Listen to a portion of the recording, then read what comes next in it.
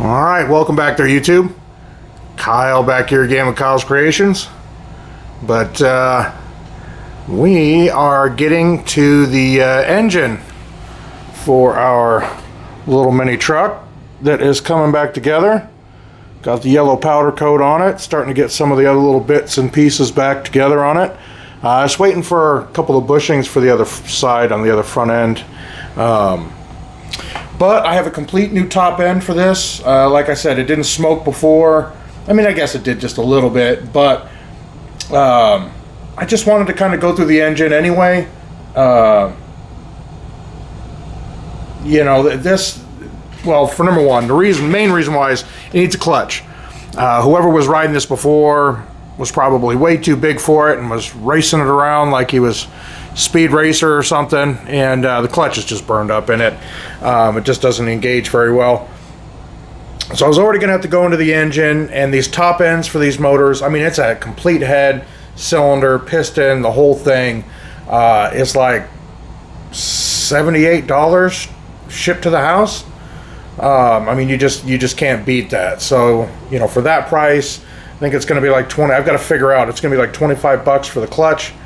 I believe this engine actually has two clutches, but the one that I want to replace is the centrifugal part. There's a standard looking style clutch with the clutch plates, and then there's a centrifugal one. The centrifugal one is the one you want to replace.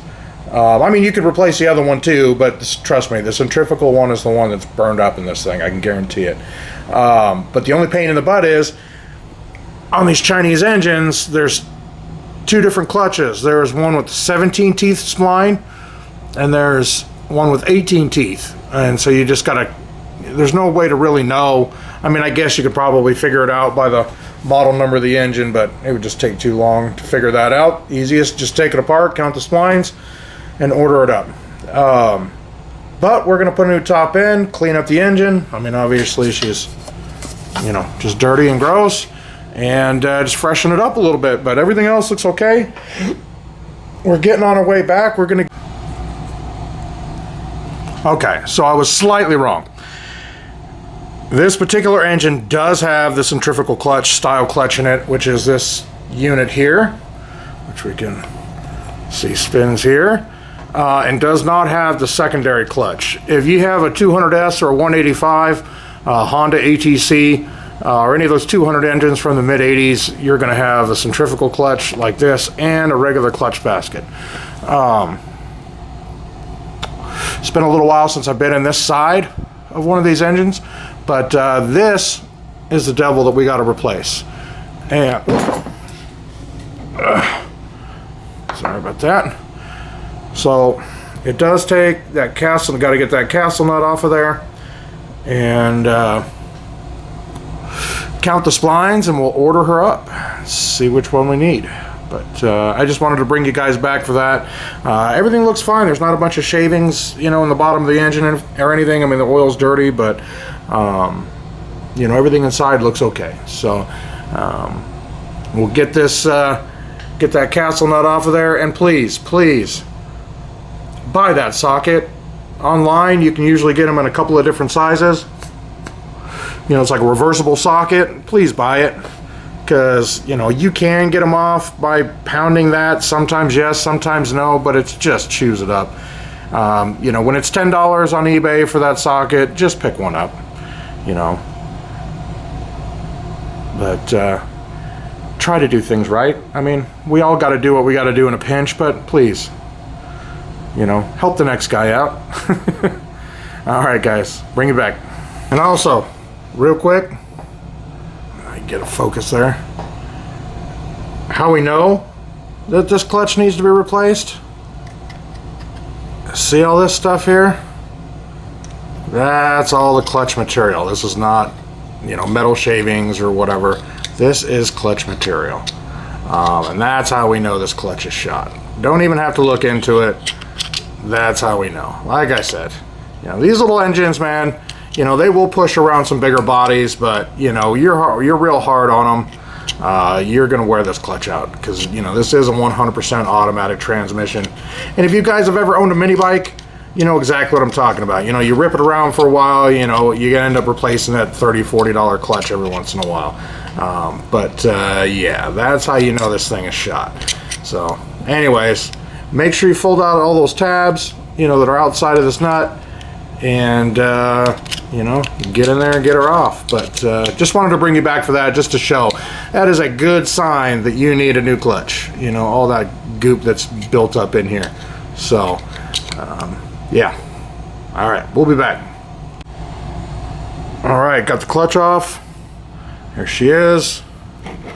And one way to tell too, I mean, there's just a ton of play in there. I mean, there should be enough play because this does need to spin freely, but not that much. We'll flip it over here. I'll take it out there. Let's see how well it shows up. There's not a lot of meat on the bone right there. A little bit more right there, but there's not much left of that pad. You know, these are just like brake pads pretty much. You know, it is a material that is going to wear out, so I mean, they are almost completely gone. That's just an easy way to tell. Here is the this is what you're going to need. You can get them in just individuals, but this is nice because it's reversible, so you can get both sizes. Honestly, I don't know. This does not have any of the sizes on it anymore. I've had this thing for so long, but I think the big side is 21 and the small size is 19. You know, 19 millimeter, 21 millimeter. But if you look it up, you'll be able to find this. You know, just look up, you know, socket that takes off clutch on a Chinese 110, you know, ATV or pit bike engine, and it'll pop up. But and this outer set of teeth is the teeth that you need to count. I haven't counted it yet, but like I said, it's either a 17 or an 18, and those teeth there are the ones that fit on this gear, and then you'll see those splines are the one that fit on the inner side there. If you can see that, these splines here. So it's these teeth that you need to count, but it's just easier here. Other than that, I'm going to get that ordered up, and I'm going to start tearing down this top end. If I find anything funny in the top end, I'll let you know, but if not, you'll probably be back when we start trying to put this thing back together. So, all right, guys, thanks. All right, perfect example of some of the strange crap that you might find is this guy right here. As you can see, not screwed down, loose as heck. It was sitting in here just like so. I have no idea. You know, this arm here is supposed to be bent down. Sorry, it's hard to do it with one hand. It's supposed to be bent down and holding this wire in the down position. This is what I found when I opened it up. I have no idea. It looks like it may have been sitting here rubbing on the inside of that flywheel. I don't know, but I don't know how that didn't just destroy itself. You know, this engine did run, didn't seem to make much noise or anything, so I have no idea, but I'm glad I opened this up. I've got to check. I got a cam chain for it. I don't know if it's the right size, but I was just going to replace it anyway. So it's just easier to get all of this off and get down to where the cam is to replace it. You know, get where the cam chain hooks up down inside of here, which is actually behind here. So you got to get the flywheel off, get all the starter gear stuff off, and there's a plate back here that's got to come up, and it's inside of there. So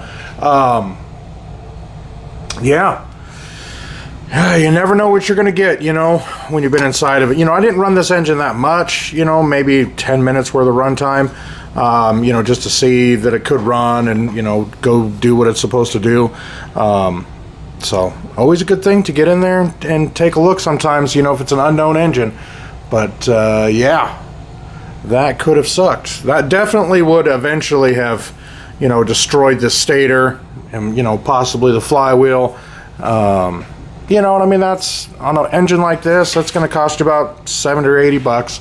So we got her all tore down into her little bits and pieces. Got to get in there and